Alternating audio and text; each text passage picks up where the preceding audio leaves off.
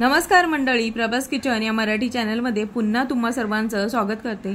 सर्वांना स्वातंत्र्य दिनाच्या खूप साऱ्या शुभेच्छा। तर आज आपण अगदी झटपट तोंडात टाकताच विरघळणारे असे तिरंगी कोकोनट मोदक रेसिपी पाहणार आहोत।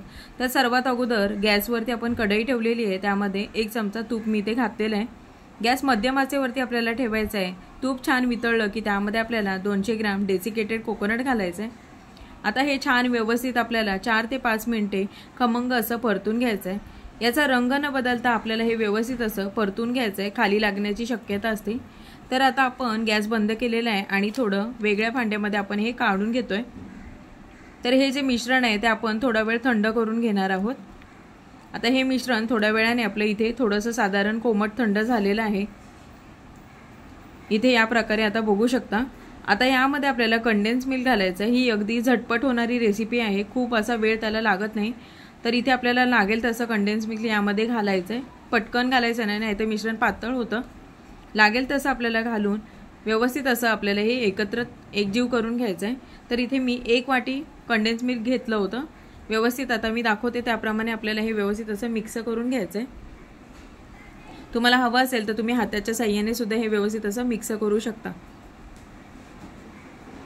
जर तुमचं मिश्रण पातळ झालं तर त्यामध्ये तुम्ही डेसिकेटेड कोकोनट वाढवलं तरी सुद्धा चालेल।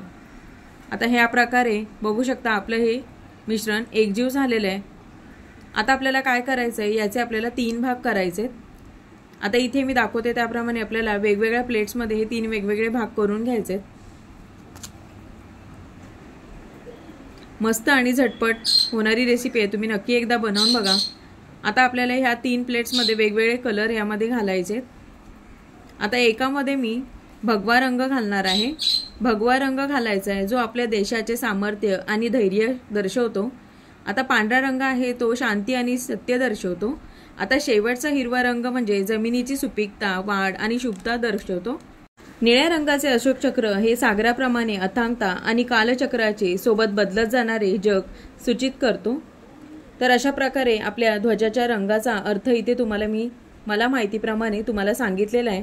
तर आता हे बघू शकता तिन्ही रंग मी व्यवस्थित असं मळलेल्या मिश्रणामध्ये व्यवस्थित मिक्स करून घेतलेले आहेत। आता आपल्याला काय करायचं आहे, मोदक पात्र घ्यायचं आहे। आता मोदक पात्राला आपल्याला व्यवस्थित असं तुपाचा हात लावून घ्यायचा आहे आणि तुम्हाला जर हवं असेल तर तिन्ही रंग एकत्रित करून तुम्ही मोदक तयार करू शकता। तर इथे मी दाखवते त्याप्रमाणे मी बघू शकता इथे अगोदर मी भगवा रंग केलेला आहे, नंतर सफेद कलर यामध्ये भरलेला आहे, नंतर मी हिरवा रंग इथे भरलेला आहे आणि अशा प्रकारे आपले तिरंगी इथे मोदक तयार झालेले आहेत। तर अशाच प्रकारे तुम्ही सुद्धा या स्वातंत्र्य दिनानिमित्त अशी गोड अशी मिठाई रेसिपी बनवून बघा आणि तुमच्या प्रतिक्रिया अवश्य मला कमेंटद्वारे नक्कीच कळवा। सोबतच आपल्या प्रभास किचन या चॅनलला लाईक, शेअर, सबस्क्राईब करायला विसरू नका। पुन्हा एकदा तुम्हाला स्वातंत्र्य दिनाच्या खूप साऱ्या शुभेच्छा।